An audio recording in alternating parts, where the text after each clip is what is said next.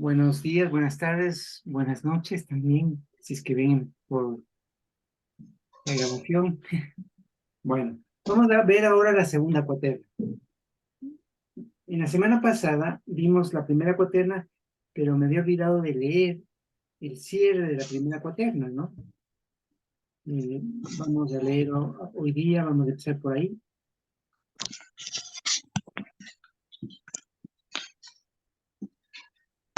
Se sucedieron 4 épocas, 4 grandes trabajos.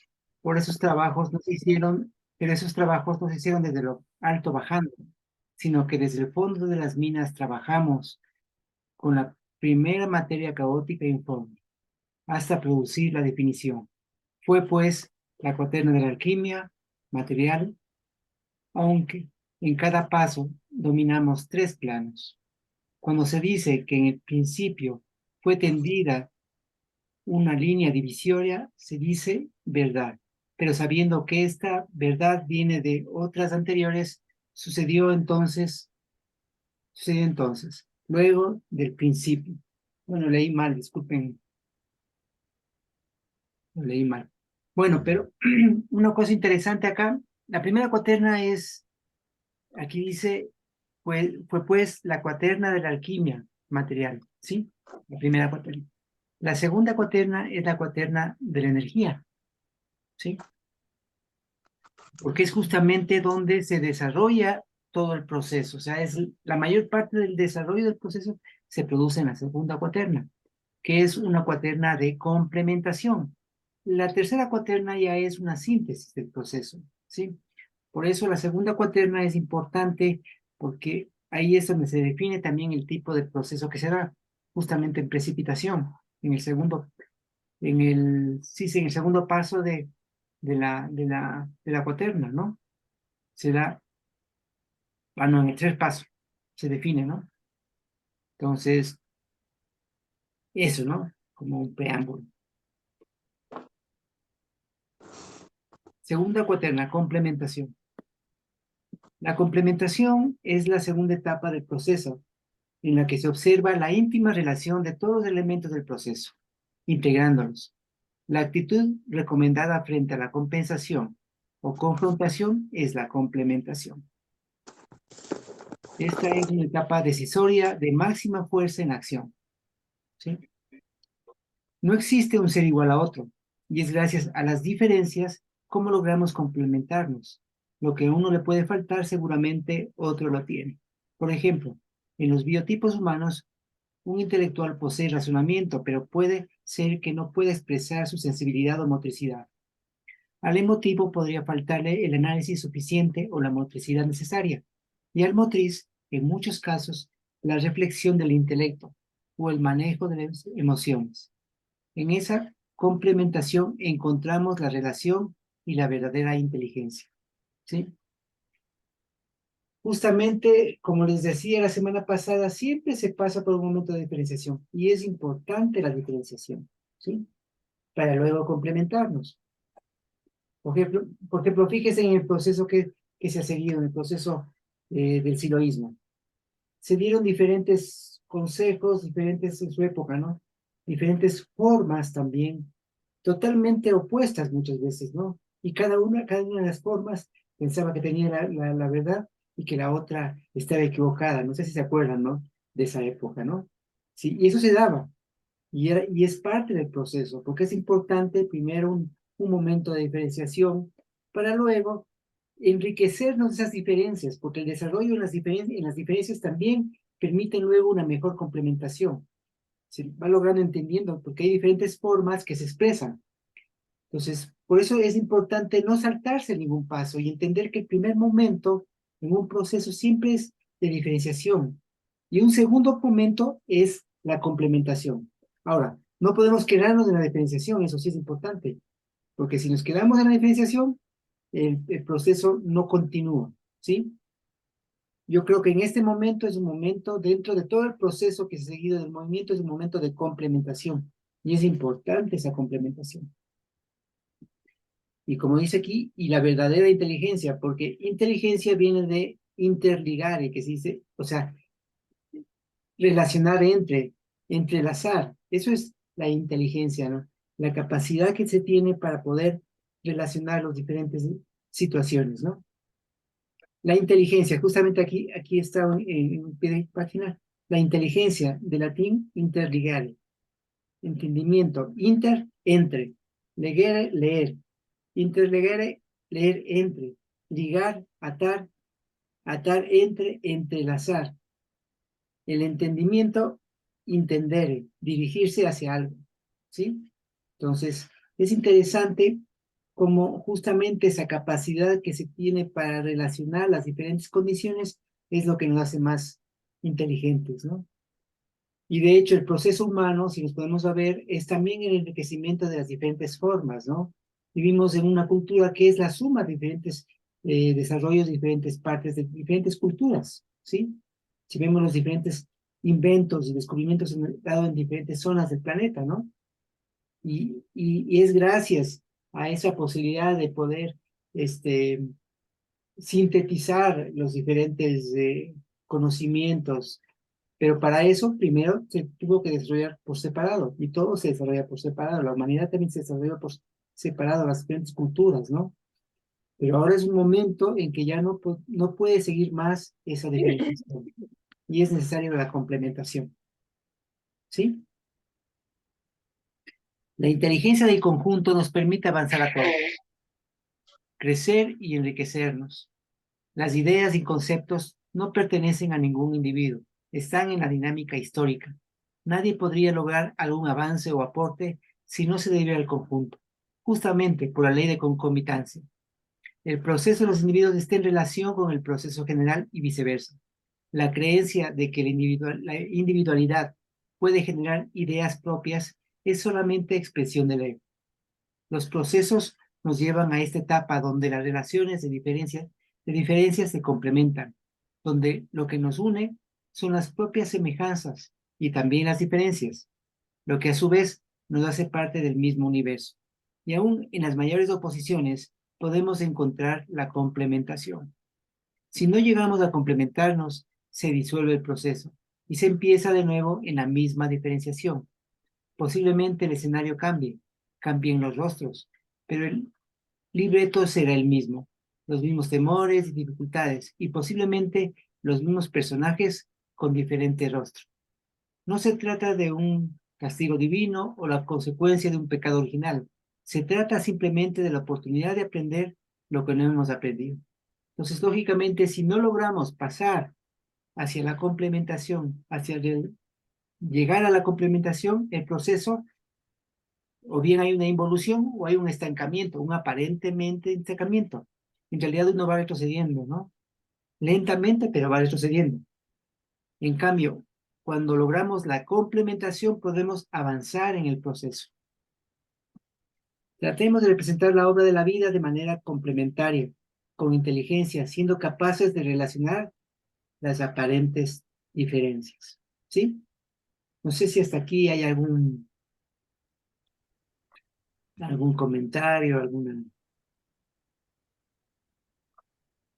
Sí, Rosa.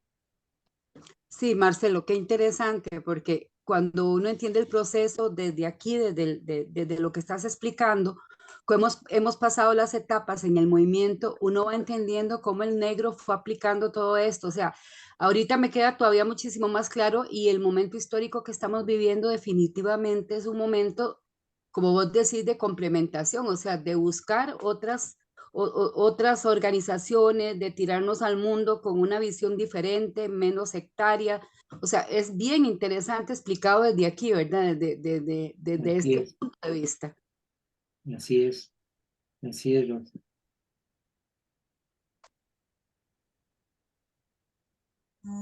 Bueno, está todo claro, está todo bien. No hay ningún comentario.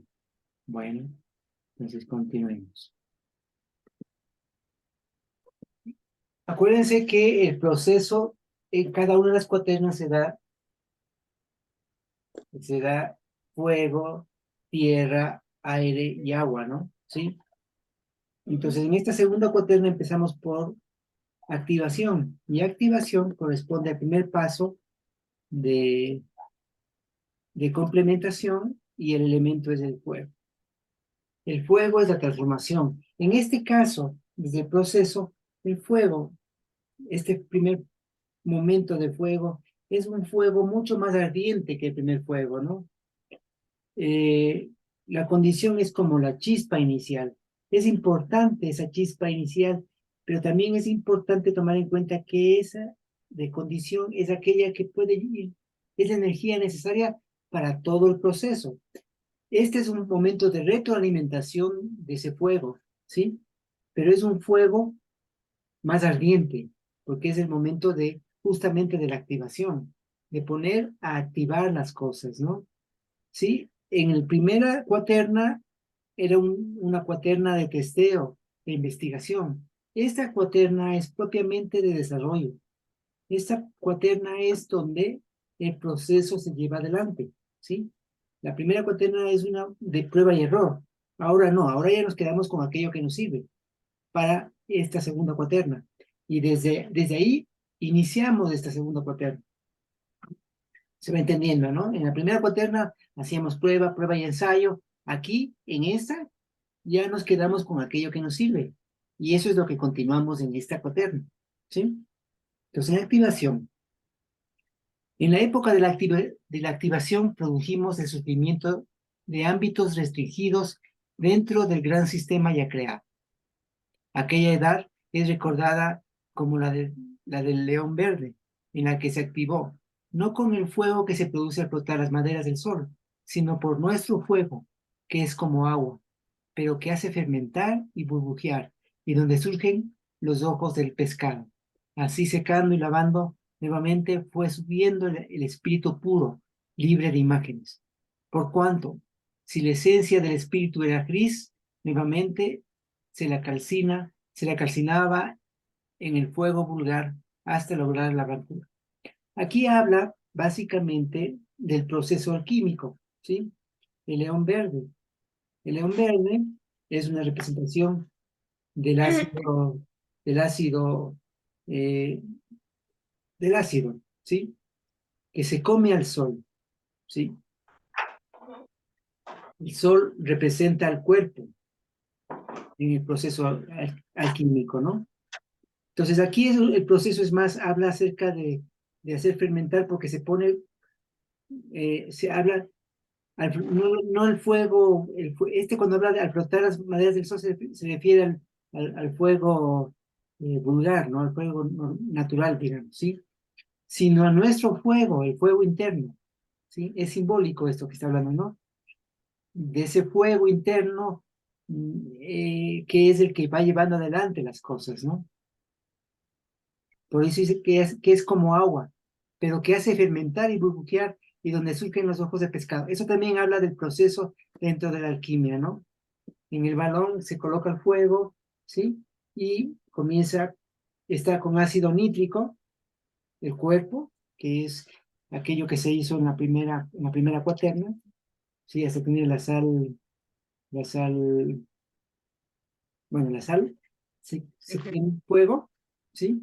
Hasta que surgen en el balón, aparecen unas formas como de pescado, ¿no? Está simbolizando aquello que es el proceso alquímico. Así secando y lavando nuevamente, fue subiendo el espíritu puro, libre de imágenes. Esto tiene que ver, me parece que es con la, con la, con la disciplina energética en este paso. No recuerdo cuál es, pero tiene que ver con la energía, eh, con la energética, ¿no? Por cuanto si la esencia del espíritu era gris, nuevamente se lo calcinaba en el fuego vulgar hasta lograr la blancura, ¿sí? Esto es del proceso alquímico igual. Entonces estás haciendo un juego de imágenes tanto de la alquimia como de la disciplina energética, ¿no? Bueno, tú separarás la tierra del fuego, lo sutil de lo grosero, dulcemente, con gran trabajo. Eso es de la tabla de Esmeralda. Ahora vamos a la mitología. Tomen en cuenta que activación corresponde astrológicamente, astronómicamente a la constelación de Leo, ¿sí? Entonces la constelación de origen mesopotámico la encontramos en las tablas de Mulapín, donde es llamado Úrgula, el gran león. En el antiguo Egipto, en las épocas más primitivas, se representaba ya a un león en esta constelación, tradición que con toda seguridad fue importada de Mesopotamia. Y en épocas posteriores se lo asoció con diversas diosas que incorporan la figura de león al panteón egipcio. Así fue principalmente asociada con Sekhmet, la poderosa, manifestación guerrera del sol, mujer con cabeza de león y disco solar sobre su cabeza. Era un feroz ojo solar que emitía llamas contra los enemigos de los dioses. Con la llegada del Imperio Romano en las costas del Mediterráneo, se extendió de forma explosiva el culto a una divinidad solar, Mitra, cuyo animal totémico era el león, y también asociado a esta constelación. Muchos de sus ritos y creencias fueron adaptadas por la Iglesia Católica, Apostólica y Romana, ¿sí? Claro, este tema de Mitra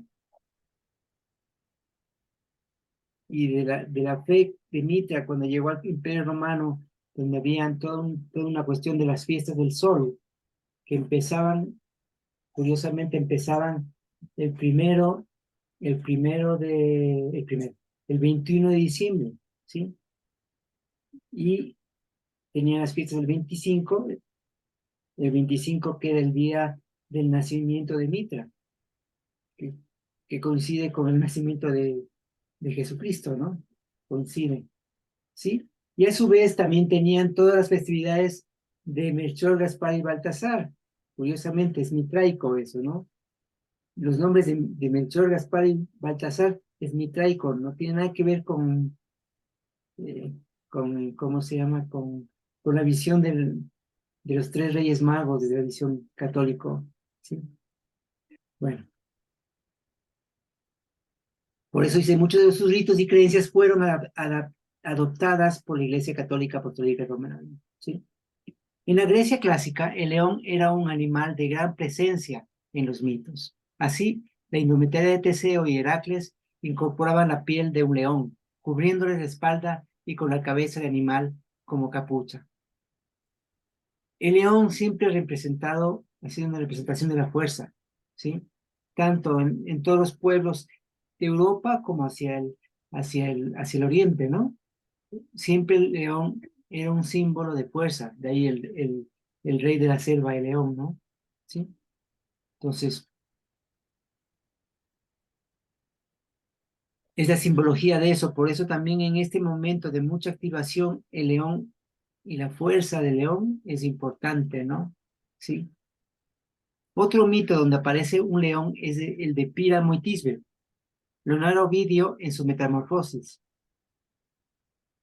nos cuenta cómo los padres de Píramo y Tisbe, que vivían uno junto al otro, impedían la unión de los jóvenes vecinos. Sin embargo, a través de una rendija en la pared de sus casas, se citaron en el bosque, junto a una zarzamora que habían frecuentado aquel verano. Entonces, las zarzamoras eran muy vistosas, pues daban moras de color blanco. Cuando la joven Tisbe llegó, no había nadie. Esperó hasta que vio aparecer un enorme león, que la hizo huir sin recoger el velo sobre el que se había sentado a esperar. Cuando llegó Píramo, vio al león rasgando con sus garras el velo de Tisbe y pensando que la había devorado, se clavó su propia espada. Al regresar Tisbe, ya no vio al león, sino al joven Píramo tendido bajo la zarzamora y a su sangre tiñendo sus frutos. Ella se clavó su espada también, mezclando su sangre con la de Píramo. Dicen que desde entonces son rojas las moras, para que los padres recordaran que no se debe interferir en el amor de los jóvenes. Fíjense que esta historia es la misma historia de Romeo y Julieta, ¿no? ¿Sí? Y justamente Shakespeare tomó de aquí, de este mito, para crear su historia. Zeus tomó el velo de Tisbe y lo puso entre las estrellas. Es la constelación de Coma Berenice, citada junto a Leo. Bueno, aquí hay una ilustración del sol, de león comiéndose al sol, ¿no? No sé si han visto ahí una imagen alquímica del león verde, ¿no? El león que se come al sol. Bueno, por ahí sí, luego les comparto. Rugulus es la cuarta estrella regia llamada el corazón de león en la constelación de Leo. En este primer momento en que se lleva los frutos a la maduración, en que el sol irradia en lo alto para dar luz al nuevo momento. El fuego del sol interno brilla ardiente, resplandeciéndolo todo, y es de gran claridad. Luego de que se depuraron los elementos, poco a poco se van integrando para dar como resultado un nuevo momento. Es el tiempo en que el león recostado en las verdes planicies empieza a activarse, rugiendo fuertemente, permitiendo evanecer el proceso. Con el fuego ardiente desde el centro del pecho se va dirigiendo ya hacia la gran obra, sin escatimar fuerza, sin dudas ni tibiezas, con toda la firmeza, avanzando con valor, encontrando en cada resistencia un elemento más para ganar en fuerza, devorando su preso, las dificultades, que le da vitalidad, entendiendo que todo es parte del proceso, todo inconveniente, toda falsa apariencia que nos quiera desviar del camino está presente. Por esto es importante sacar provecho de todas las situaciones para aprender de ellas. Es un momento de planificar la segunda cuaterna. ¿Sí? Claro, acuérdense que la cuaternas está el primer momento fuego, que es planificación. Segundo momento tierra, ejecución. Tercer momento aire, evaluación. Y cuarto momento agua, perfeccionamiento. Esas son las cuatro, ¿sí? Eso. ¿Sí, Katiu? ¿O Dani? Hola, Katiu. Hola, Katiu. Es muy interesante esto porque entonces hay una condición de origen desde Mesopotamia con el mito del león alado, ¿cierto? Claro, claro, sí, totalmente. Totalmente. Totalmente. El mito de león alado es como esa representación, para mí al menos, esa representación de aquellos aspectos de tierra con las alas que representa el cielo, ¿no? Sí, y es esa unión del cielo y la tierra, esa conjunción, digamos, de esos dos elementos, y que parten justamente en el mito de Mesopotamia. En el león alado se puede ver, ¿no? Claramente eso, y parte de un pasado y va a un futuro, ¿no? Entonces hay una relación de esa unión también del pasado y del futuro, que está íntimamente relacionada. Es muy interesante verlo de diferentes maneras, ¿no? El mito del león alado. Así es. Bueno, ¿alguna otra pregunta o continuamos? Vamos. Bueno, en los procesos pasquíricos corresponde la fermentación y se realiza con el fuego secreto, que es el único capaz, como lo dice Philalet, no sé cómo se pronuncia en francés, me parece, sí, de abrir, sublimar y pudrir. La parte sustancial de este fuego secreto es el fuego interno, el fuego que surge desde lo más profundo de uno, de la fuerza interna, de lo que no puede ser revelado sino por la propia experiencia. ¿Sí? Bueno, acá se tocan algunos temas que tienen que ver con la forma mental. No sé si lo pueden leer y pues otro rato comentarnos sobre eso.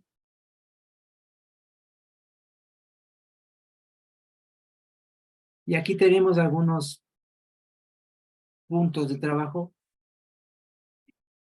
que están en el Atanor. Identifiquemos las dificultades, preguntémonos, ¿qué me está diciendo esto que me ocurre? Hay que tomar en cuenta que todo lo que nos va pasando, todo, absolutamente todo, tiene una razón, ¿sí? Tiene tiene que ver con cada uno, con el proceso que cada uno va viviendo. Pues esto que me va, si no cambia la mirada y uno se pone a mirar adecuadamente de que esto que me está sucediendo debe tener algún sentido. ¿Qué es lo que debo aprender o qué es lo que debo enseñar? Dependiendo. Sí, es como ir descubriendo aquellos signos de lo sagrado. Y esos signos de lo sagrado están en todos, ¿no? ¿Sí? Entonces, identifiquemos qué me está diciendo esto que me ocurre. ¿Qué debo aprender de todo esto? ¿Por qué me sucede? ¿Cómo puedo sacar provecho de las dificultades y circunstancias?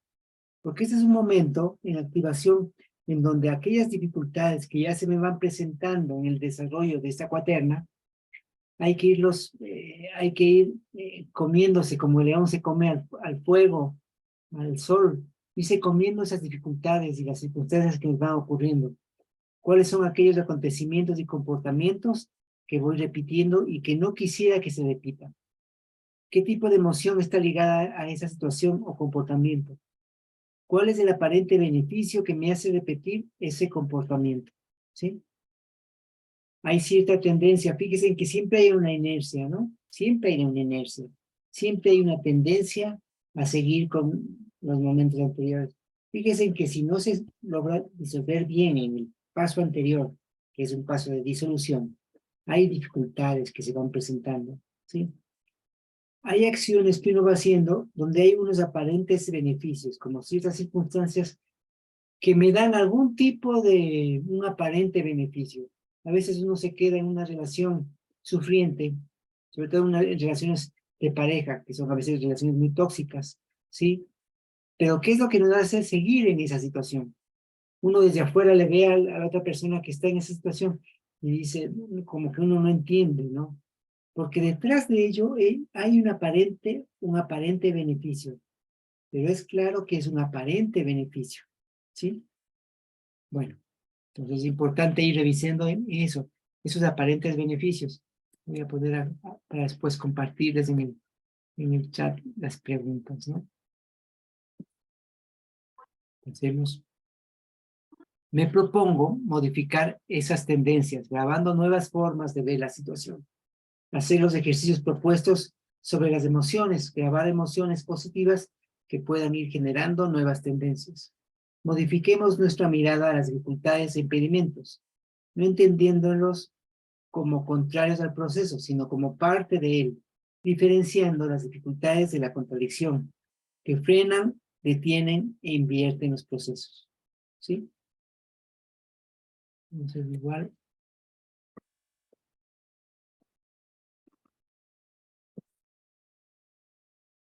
Bueno, circulación. Entonces, estuvimos en la primera que es fuego.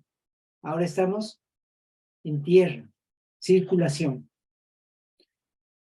Igual es la cuaterna de complementación, elemento tierra, concreción. En la primera, planificamos la cuaterna. En esta, concretamos, hacemos aquello que planificamos. Tómense en cuenta que aquí en circulación es donde más energía le ponemos en la acción, ¿sí? Aquello que se planificó en el primer paso, en la activación. En este, se concreta, se realiza. En la época de la circulación, acrecentamos el ámbito que era ya restringido. El león quiso devorar al niño, pero la madre lo ocultó entre sus ropas. No obstante, el niño siempre resurgía resplandeciente sin que el león pudiera destrozar. ¿Sí? Asimismo, como la misma inercia que tenemos de los pasos anteriores, en el primer paso había que comer las dificultades, ¿sí? Pero ese león también puede llegar a comer otras cosas que nos sirven para el proceso. Se va comprendiendo la alegoría, ¿no? ¿Sí? Bueno. El león quiso devorar al niño, pero la madre lo ocultó entre sus ropas. No obstante, el niño siempre resurgía resplandeciente, sin que el león pudiera destrozarlo.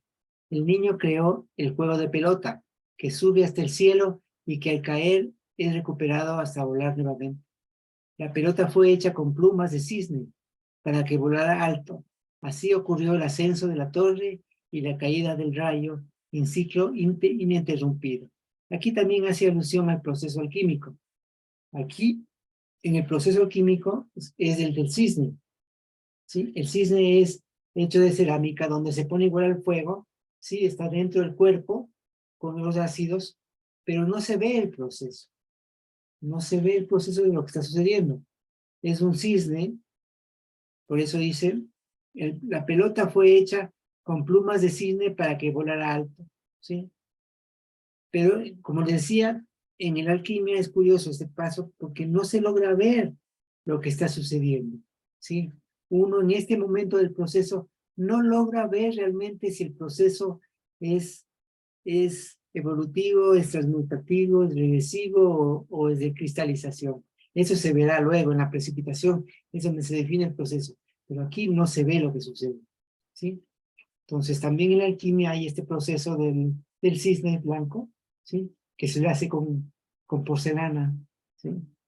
Y que se supone que el alquimista debe fabricar ese cisne, donde se da un proceso interno, con fuego igual, pero no se logra ver, no es igual que en el balón. En el balón uno va viendo el proceso, aquí no se ve el proceso, aquí está oculto, ¿no? ¿Sí? Así ocurrió el ascenso de la torre y la caída del rayo en ciclo ininterrumpido, ¿no? Es un proceso que se da interno, donde sube y baja, ¿no? Se da en este proceso es como un reflujo, ¿sí? En ese proceso alquímico. Sube de la tierra al cielo e inmediatamente desciende a la tierra, dice la tabla de Esmeralda, curiosamente, en este paso, ¿no? En las tablas de Mulapín, la mitología de Virgo, en las tablas de Mulapín aparece como una mujer con una espiga, representación de la madre tierra, el poder que hace brotar la semilla del campo. Eratóstenes nos da varias posibilidades de su origen. Atargatis, diosa de origen sirio, Ticho e Isis la diosa madre. Árato nos cuenta sobre Dike, hija de Zeus. Dike es justicia, quien vivía entre los seres humanos y exhortaba a la congregación de ancianos para que impartiera justicia, mientras los hombres no conocían a Eris, diosa de la discordia, como nos dice Árato. Vivían sencillamente el peligroso mar quedaba a un lado, y las naves no iban lejos a buscar el sustento, sino que los bueyes, el arado y ella misma. La justicia soberana de pueblos suministraba todo abundantemente, ella, la dispensadora de bienes legítimos. Los tiempos cambiaron y los hombres y mujeres conocieron la perversidad y justicia. Y la justicia se alejó a las altas montañas, y desde allí increpaba a la humanidad.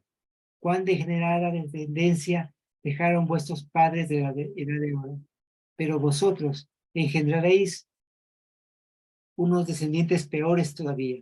Entonces ocurrirá que habrá guerras y desierto, también muertes impías entre los hombres. El dolor caerá entre sus faltas. Después de hablar así, se encaminaba de nuevo a las montañas y abandonaba a todas aquellas gentes que la seguían todavía con la mirada. Pero cuando aquellos murieron, nacieron estos, la raza de bronce, hombres aún más perversos que los anteriores, los primeros que forjaron las espadas criminales propias de asaltantes de caminos, los primeros que comieron la carne de los bueyes de labor. Entonces la justicia sintió aversión por el linaje de aquellos hombres y voló hacia el cielo y a continuación habitó esta región donde de noche aparece todavía a los mortales como la Virgen, cerca del esplendente boyero. Fíjense que en este mito se narra la caída también del matriarcado, del patriarcado, ¿sí? Y justamente está representado con toda la Virgen, y en los mitos encontramos todos los mitos de las vírgenes, tienen que ver con aquella época, tal vez son los mitos más antiguos que sobreviven todavía, ¿no? Que tienen que ver justamente con aquella época de matriarcado, ¿no? Porque fíjense que eran vírgenes, pero esas vírgenes no se refieren a la imagen que se tiene actualmente de la Virgen desde la visión judeocristiana, sino más bien tiene que ver con esa relación con la tierra, esa relación que se tenía con todo el inicio del proceso, por ejemplo, desde la agricultura, ¿no? Por eso aquí habla justamente de los bueyes, ¿no? Del hablado y todo eso, que es parte del inicio de la agricultura, que seguramente, no es que seguramente, sino que la agricultura surgió en la época del matriarcado, ¿sí? El gran desarrollo de la agricultura, el inicio de la agricultura y de la medicina se dio en el matriarcado, y seguramente son las mujeres quienes, al estar junto a la tierra y junto a las plantas en su sitio, mientras los hombres salían a cazar, ¿sí? Era una época del matriarcado, donde había la sabiduría, está en manos de los pueblos en ese matriarcado, ¿sí? Que aquí narra un poco míticamente, que justamente frente al nuevo momento, ¿sí? Ese nuevo momento, que fue un momento donde decía que se comieron a los bueyes, ¿sí?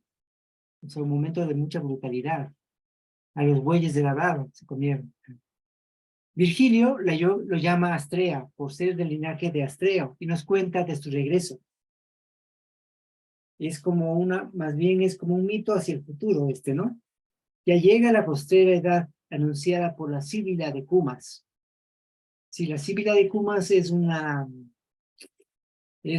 ¿cómo se dice? Fue una pitonisa, ¿sí? Los agotados siglos comienzan de nuevo y ya vuelve la Virgen Astrea y con ella el reino de Saturno. Ya desde lo alto de los cielos desciende la nueva raza. Este niño, cuyo nacimiento debe dar fin al siglo del hierro, para dar principio a la nueva edad de oro en el mundo entero, dígnate, oh Lucina, favorecerlo. Ya reina Apolo, tu hermano, tu consulado, oh Polión, verá nacer este glorioso siglo, y los grandes meses emprenderán su carrera bajo el imperio de tus leyes.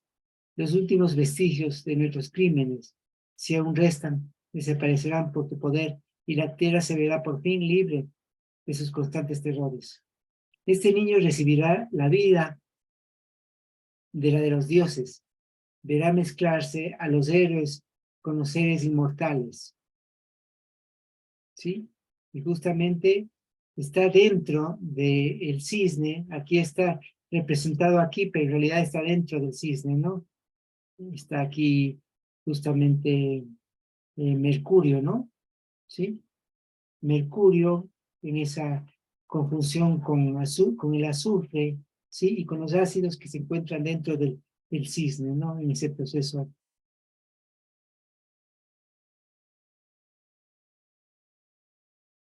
Este niño recibirá la vida de la de los dioses, verá mezclarse a los héroes con los seres inmortales, y todos le verán a él compartiendo con ellos los honores, y regirá el orbe pacificado por las grandes virtudes de su padre.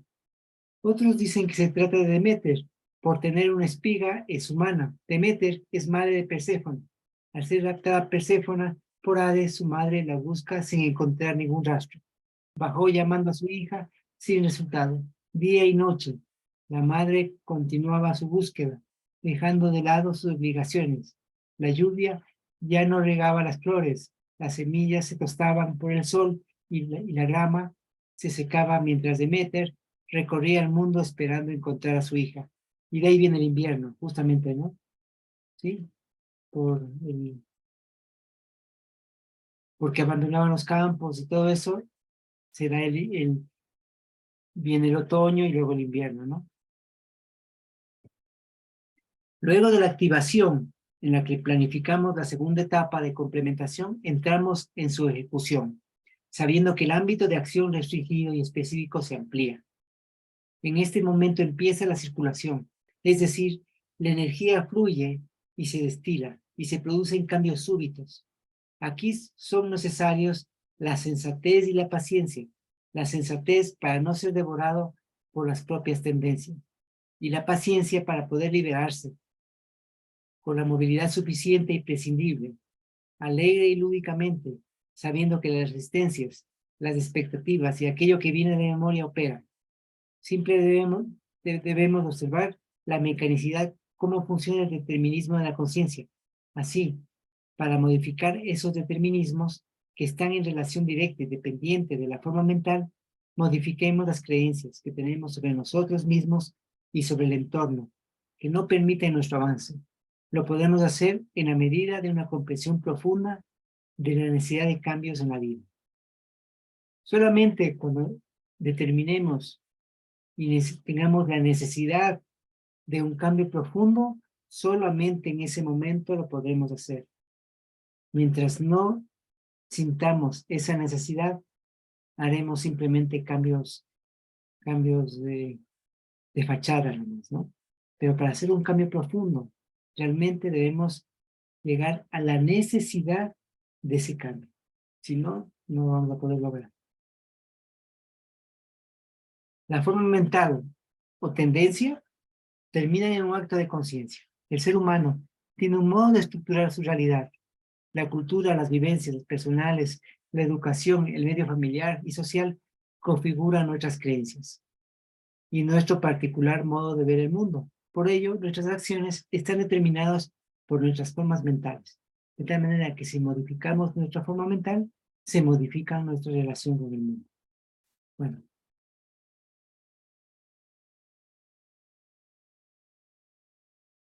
En el Atanor, tratemos de encontrar nuestras mejores virtudes, aquello que sirve para nuestro proceso. Bueno, antes de las preguntas, sí, Oscar.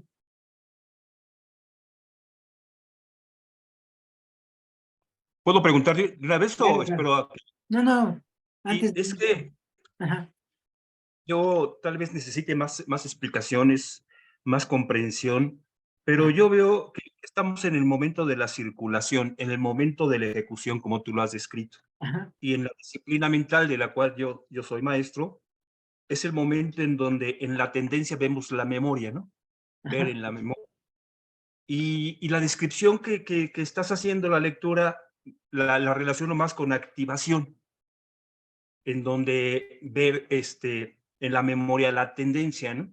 Entonces, a lo mejor no estoy comprendiendo bien o no me estoy dando cuenta del proceso. No, sí. Entonces, Lo que pasa es que justamente hay que tomar en cuenta que en los procesos, si bien están separados en 12 procesos, hay una relación íntimamente de un proceso con el anterior. Y hay una tendencia, una forma en ese, de la inercia que se vamos llevando. Entonces es importante justamente ver los pasos anteriores, ¿no? Tomar en cuenta esos pasos anteriores.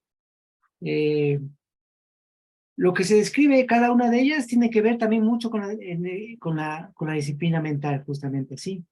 Sí. Porque cuando yo escribí este libro, no había hecho todavía disciplinas, la mental la hice por mi cuenta, digamos, ¿sí? Me acuerdo, porque a mí siempre me gustaron todos los textos antiguos, desde que me integré al movimiento, curiosamente, yo me metí a estudiar los textos antiguos. Estaba haciendo, me decían, ¿no?, que estaba fuera de tema, pero a mí me enganchaban los temas antiguos, entonces siempre leía, ¿no? Y hacía el proceso en ese entonces de la meditación trascendental, el texto ¿sí? Entonces yo seguía los pasos. Entonces, por eso en este libro aparece mucho de ello, porque era parte de mi experiencia. Este libro lo escribí en el año 2000, más o menos, ¿no? Y está algo con relación a la disciplina material, ahora lo entiendo. Cuando escribí el libro no lo entendía la parte material, ahora lo entiendo, ¿no? Sí. Sí. Y justamente sí, tienes razón, sí, no, estamos siguiendo, ¿no? Activación leía antes, a lo mejor lo que leí porque leí también de activación, ¿no? Por eso dice, luego de la activación en la que no sé qué, en la que planificamos la segunda etapa, la complementación, hablo de eso, ¿no? Sí. Justamente. Aquí en esta parte, por ejemplo, aquí hablo de la disciplina, Gracias, las Marcelo. formas de pensar y las relaciones. Ahí tiene que ver con la disciplina mental. Bueno, en el Atanón, tratemos de encontrar nuestras mejores virtudes, aquellas que sirven para nuestro proceso. ¿Qué es lo mejor de mí, de los otros y de la situación en la que me encuentro? Trate de poner atención a sus expresiones y pensamientos que denotan una dirección contraria a un proceso evolutivo. Eso con respecto a en el Atanón.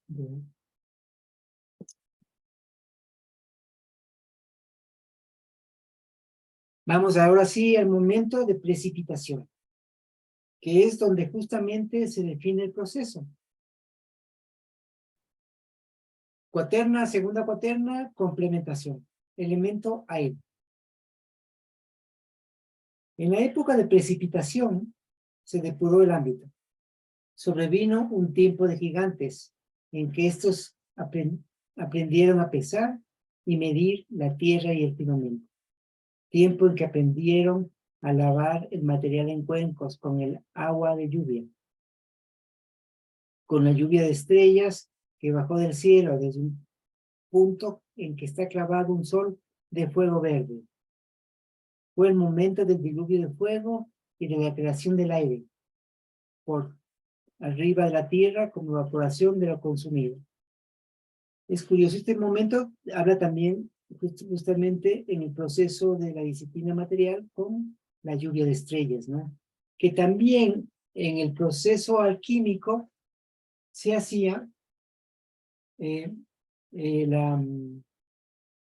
proceso luego de que en la etapa anterior, en los momentos desde el 21 de marzo que empezó el proceso hasta el 21 de junio, los alquimistas hacían una recolección del rocío, ¿sí?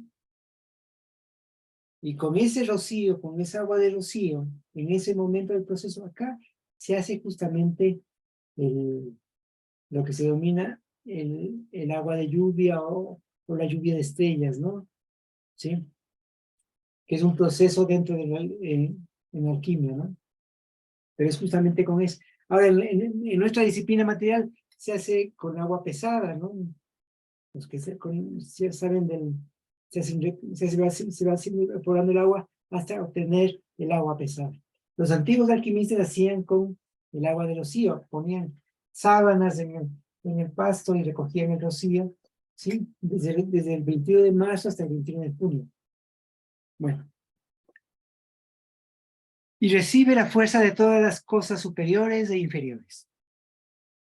Una cosa con relación a esto del rocío, hay un mito griego donde se considera el rocío como el semen de Zeus, que es con el que fertiliza la tierra. Y curiosamente, el agua de rocío tiene bastante nitrato de potasio, ¿sí? Que justamente sirve como para nutrir la tierra, ¿no? De ahí se saca la urea y eso, ¿no? Bueno. La balanza alude en las diversas culturas al equilibrio y la armonía. En Mesopotamia, alrededor del año 1000, esta constelación aparece ya mencionada en las tablas de Mulapín, formando partes del camino de la luna. Se lo conoce como Sibanitum, las balanzas. Posteriormente fue conocida en Babilonia como Tashritum, la balanza. En algunas tradiciones era parte de Escorpión, formando las pinzas, como testigo el nombre de sus estrellas principales. Entre los egipcios representa la balanza para medir y hacer justicia. Al morir un individuo, antes de dirigirse hacia los infiernos o hacia el paraíso, el corazón del difunto, representando a su conciencia, es depositado en la balanza de los dioses, donde se lo pesa y juzga. Un monstruo con boca de cocodrilo y vientre de hipopótamo, la bestia disforme, el devorador de almas, espera ávidamente junto a la balanza. Del otro lado, Osiris, el dios de los muertos, suaviza la presencia del devorador. Fíjense que aquí Osiris es el Dios de los muertos. Desde esa visión de egipcia, la muerte representaba el paso a otro momento, ¿sí? No es la muerte no es representada. Hay que tomar en cuenta que nuestra cultura es muy influenciada por la cultura griega. En la cultura griega, la muerte era la muerte, era la finitud de la existencia, ¿sí? Para los griegos, cuando uno moría, iba al tártaro, es decir, al inframundo, a la tierra del olvido. Es decir, éramos seres mortales. Solamente los héroes y los dioses eran mortales. Por eso la búsqueda de convertirse en un héroe o en un dios, ¿sí? Porque habían también formas de que un ser humano se convierta en un dios, como el caso de Hércules, por ejemplo, o de Heracles, ¿sí? O de varios otros pero tenían una parte divina, que también todos de cierta forma lo tenemos. Entonces, bueno, ese es dentro del mito de la mitología griega, que es parte de nuestra cultura, porque realmente es curioso, toda nuestra cultura, a pesar de que tenemos una formación judeo-cristiana, donde con la muerte, después de la muerte, bueno, más cristiana, ¿no? Que después de la muerte existe, uno no muere, ¿sí? O uno va al cielo o al infierno, que esa es la visión griega, ¿sí? Uno iba al inframundo y al olvido, ¿sí? En la visión cristiana se supone que si has hecho bien las cosas puedes ir al cielo, ¿no? Pero sin embargo, frente a la muerte de nuestros seres queridos, de quienes pensábamos que eran unos muy, muy buenos, que deberían haber ido al cielo, igual lloramos. Es por esa cultura, parte de esa cultura griega, de que la muerte, de que la finitud del ser humano termina con, o sea, que la vida del ser humano es finita, ¿no? De ahí el famoso silogismo de los hombres son mortales, Sócrates es mortal, ¿cómo es? No, me equivoqué. Sócrates es hombre, los hombres son mortales, luego Sócrates es mortal, ¿sí? Ese famoso silogismo tiene que ver con esa concepción griega de que la muerte, que la vida termina con la muerte, ¿no? En otras culturas existe otro tipo de pensamiento. Por ejemplo, en la cultura egipcia, la muerte es un paso a otro lado, ¿no? Por eso acá se dice que el Dios de los muertos suaviza la presencia del devorador. 42 dioses justicieros interrogan y el difunto pronuncia ante Tot y Anubis su confesión, luego de escuchar. Tot es el escribano de los dioses, ¿no? ¿Sí? ¿Tienen alguna...? ¿Cómo? No se te entiende. No sé si de pronto escribes en el...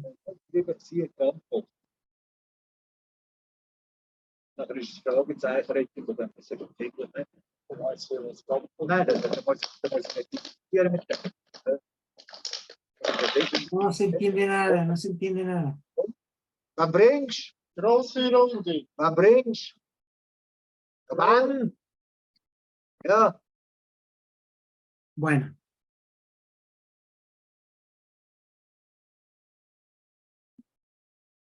Y si todo el escribano puede escribir en la tablilla que el corazón pesa lo mismo que la pluma de Mat, la pluma de la verdad, entonces Tot dice a Osiris, fulano ha sido pesado en la balanza. Su corazón es justo porque su peso no es mayor que el de la pluma. Así, en adelante puedo dirigirse a donde quisiera, a la tierra de los vivos, a las 12 regiones del mundo inferior, o bien a lo más profundo de la Vía Láctea. Y Mat hace pasar por su espina dorsal el fluido de la vida eterna, el aliento divino. Es ahora uno junto a Osiris, en la unidad luminosa que renace en Ra. Entre los griegos, Homero nos cuenta que Zeus impartía justicia con la balanza de oro, en donde colocaba en sus platos dorados los destinos de los seres humanos.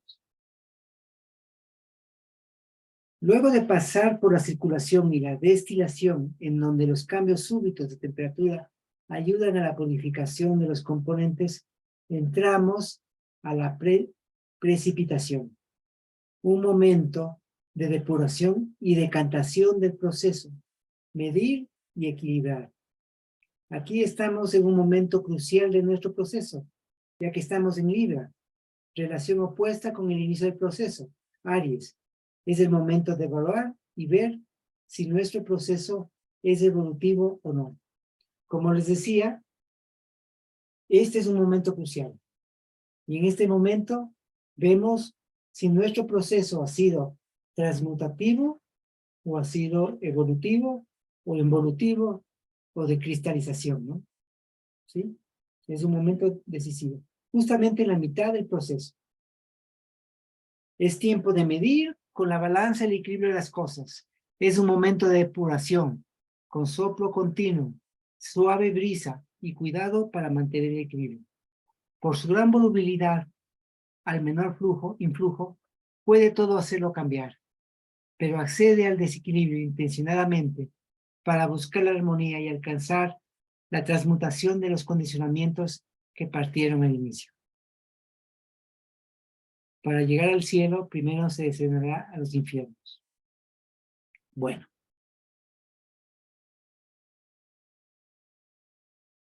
Y tenemos en el Atanor. Bueno, estamos yendo bastante rápido, en verdad, ¿no? Porque la idea es, en este paso, más bien, tratar de ir haciendo una revisión general.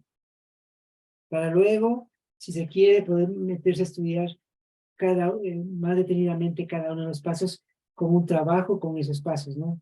Ahora estamos viendo de manera general para luego, si se quiere, luego de terminar también con el estudio de las cartas, luego ir profundizando, ¿sí? Esa es un poco la idea. A ver, creo que ahí, no sé qué dice. Ah, ya, bueno. En el Atanor. ¿Qué es lo útil de este momento de proceso?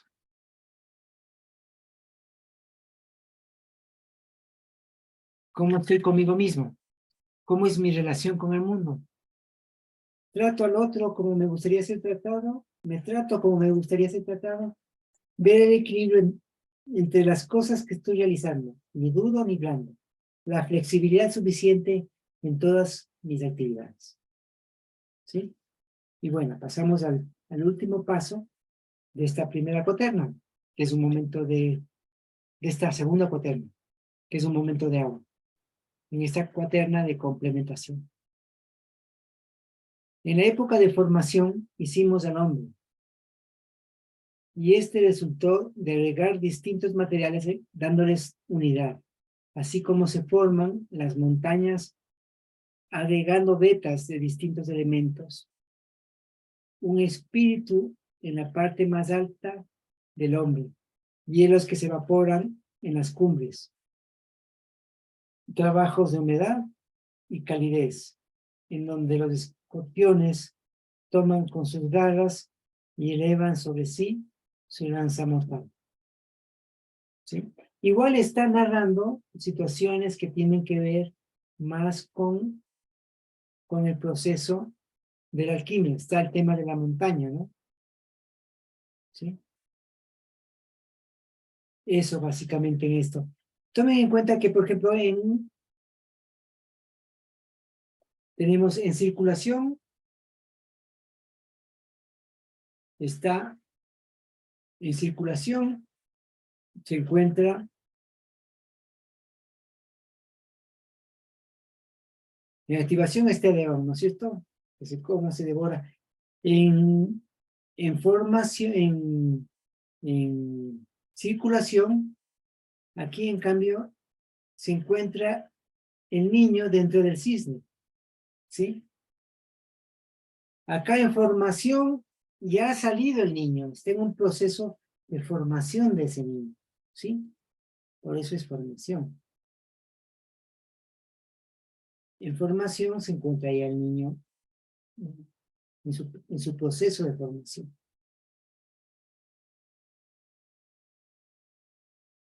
Tú tendrás por este medio toda la gloria del mundo y todas las tinieblas se alejarán de ti. Eso dice la tabla de Esmeralda, ¿no? Esta constelación de origen mesopotamio, la mitología del escorpión, se encuentra en las tablas de Mulapín. El escorpión representa el símbolo de los dioses, de la diosa Ishara, diosa guardiana de las promesas y los juramentos, aunque en otras fuentes aparece como patrona del amor y del hecho conyugal. En el poema del Señor de Kulab encontramos los hombres de escorpión, que custodiaban las montañas de los grandes gemelos. Había Gilgamesh recorrido todos los caminos hasta llegar a las montañas, hasta las mismas puertas del sol.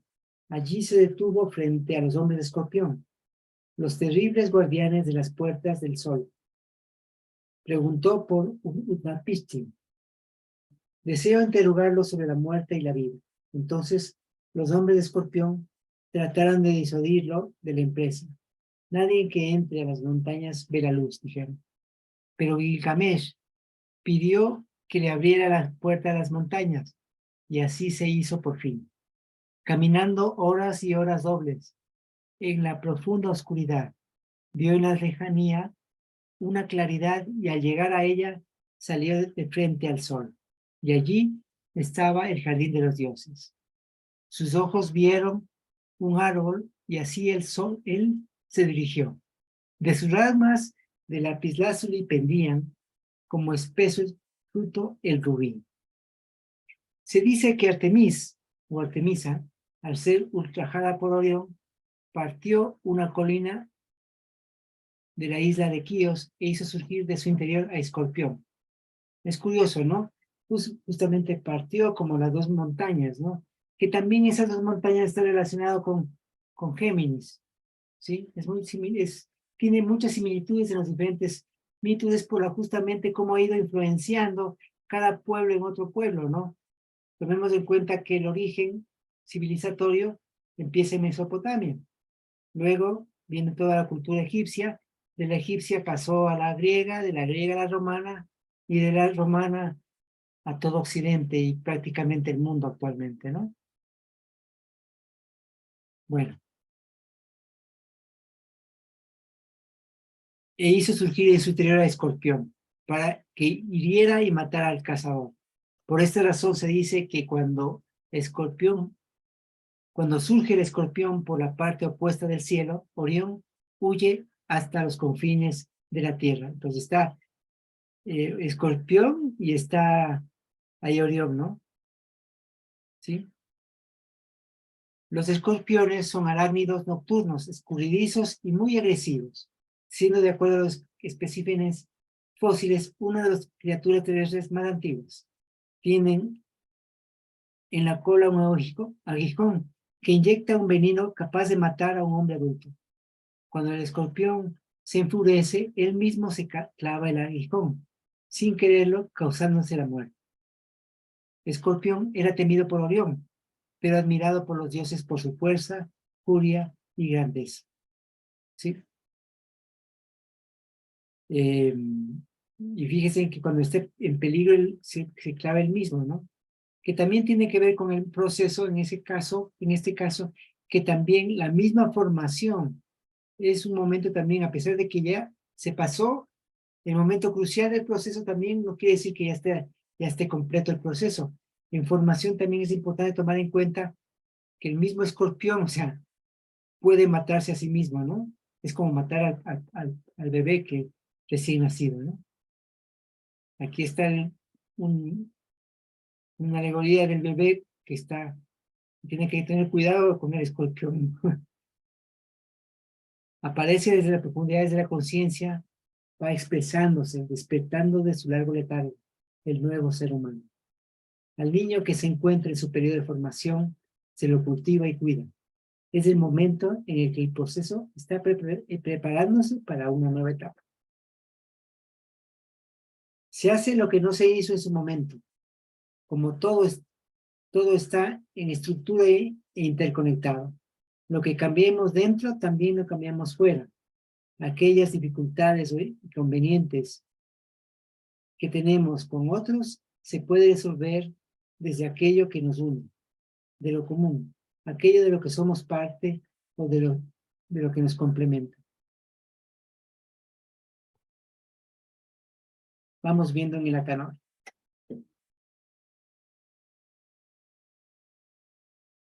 Bueno, esto es más bien para hacer un trabajo personal, ¿sí?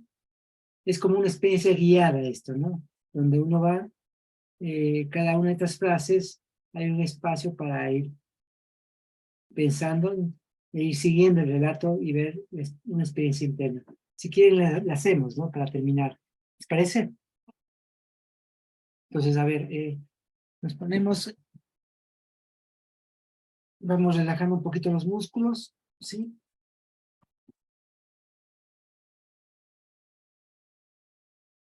¿Sí? Tensamos y aflojamos súbitamente.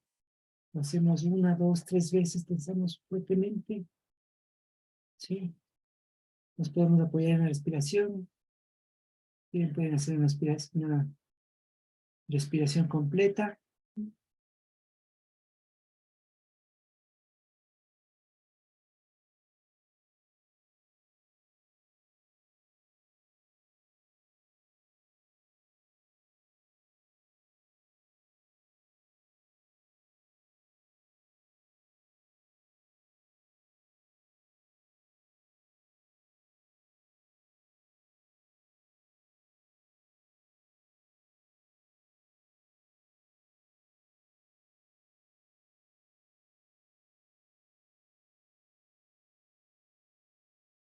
Con esa persona con la que tengo un determinado conflicto.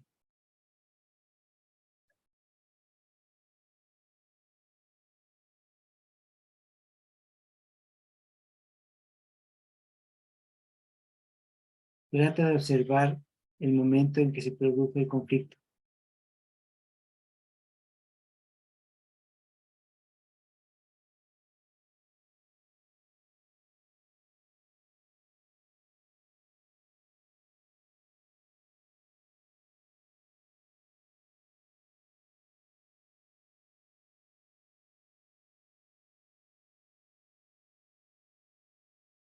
Trata de observar qué le hizo a la otra persona actuar de esa manera.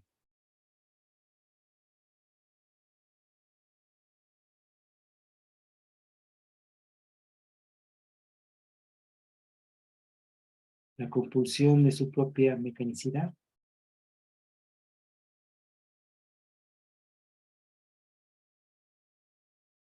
Tal vez las condiciones externas.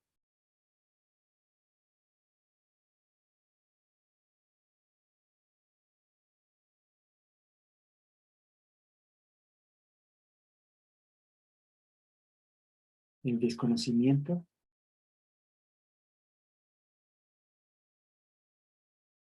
Posiblemente sus propias creencias.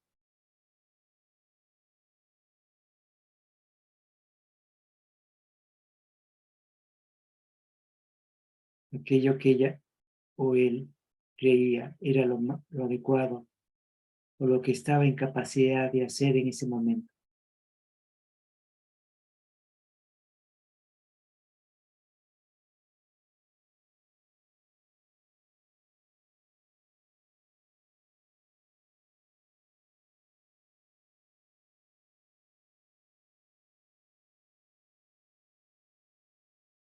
¿Qué es lo que me hizo actuar de esa manera?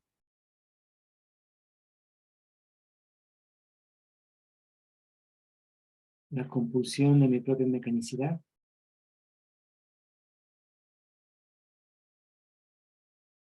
Tal vez las condiciones externas.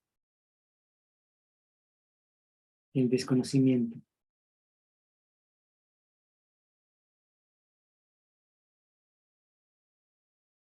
Posiblemente mis propias creencias.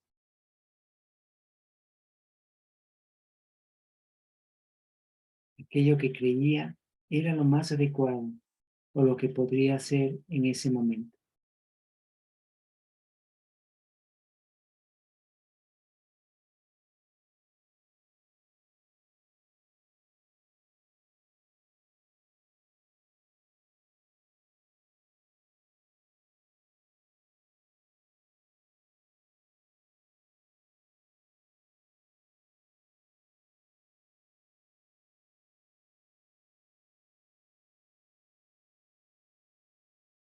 Trato de reconciliarme.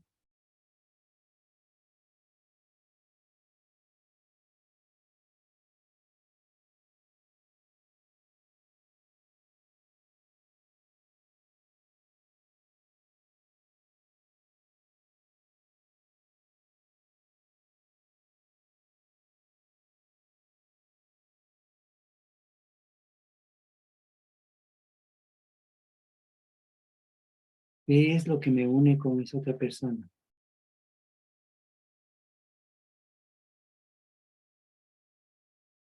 ¿Qué cosas podemos compartir?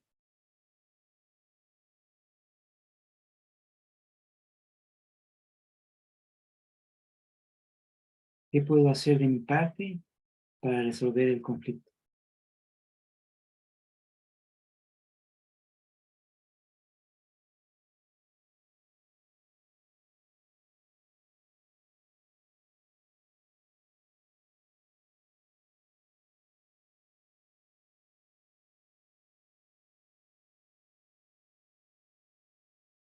De esa nueva mirada se nacerá de nuevo.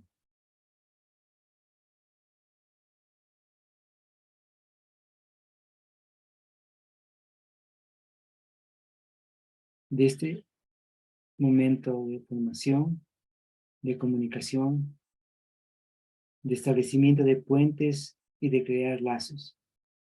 Resulta el cómo avanzamos, cómo procesamos y nos enriquecemos.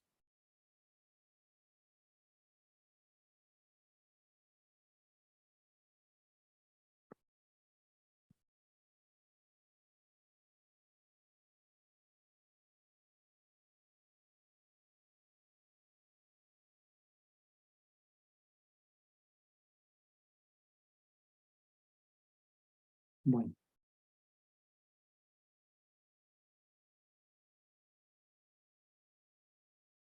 Y para terminar la cuaterna,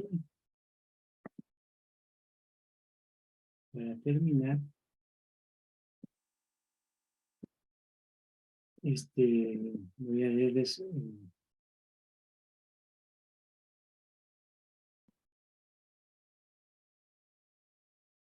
así quedamos con algo que nos permite afrontar nuestra obra. Así terminó la segunda cuaterna. La cuaterna del aire, del neuma, de la psiquis, como un soplo o un aire que sube por ser más liviano.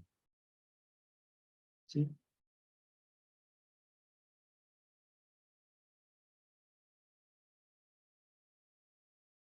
Esta es la cuaterna que tiene que ver con la disciplina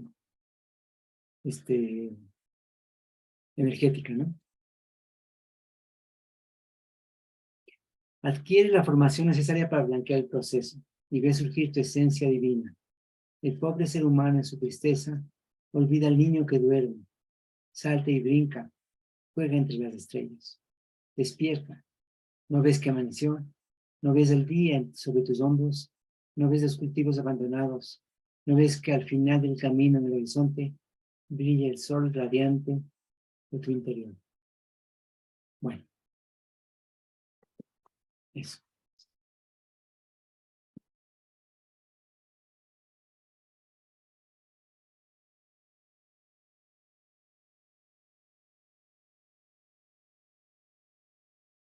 Con eso terminamos la segunda cuaterna. Fíjese en una cosa, en el texto original, no le cambié porque yo lo dejé tal cual lo había escrito, ¿no? Y lo quise dejar así. Tiene unos pequeños errores del texto, el libro, y justamente, no, este no es un error, sino que en aquella época, ahí está, en el texto decía, te perdono y me perdono. Esto es antes de la charla del negro, ¿no? Acerca de la reconciliación, ¿no? Entonces, lógicamente, habría que modificar esa parte del texto. Ya la voy a modificar ahora, yo creo que es momento. Y eso. Bueno.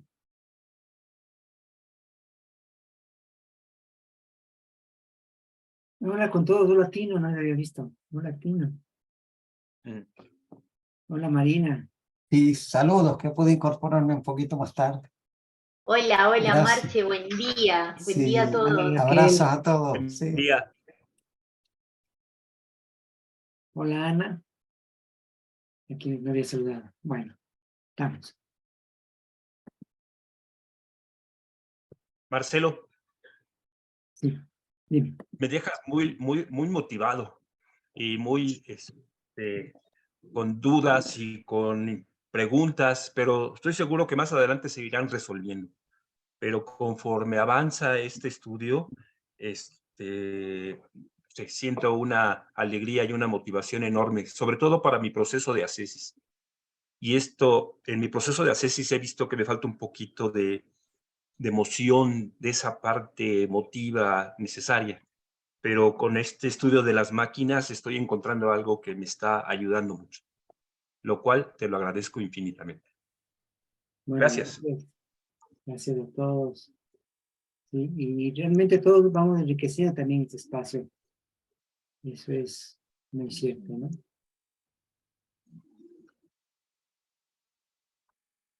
Un temita, ¿cierto? Ya pasando, bueno, voy a dejar de grabar.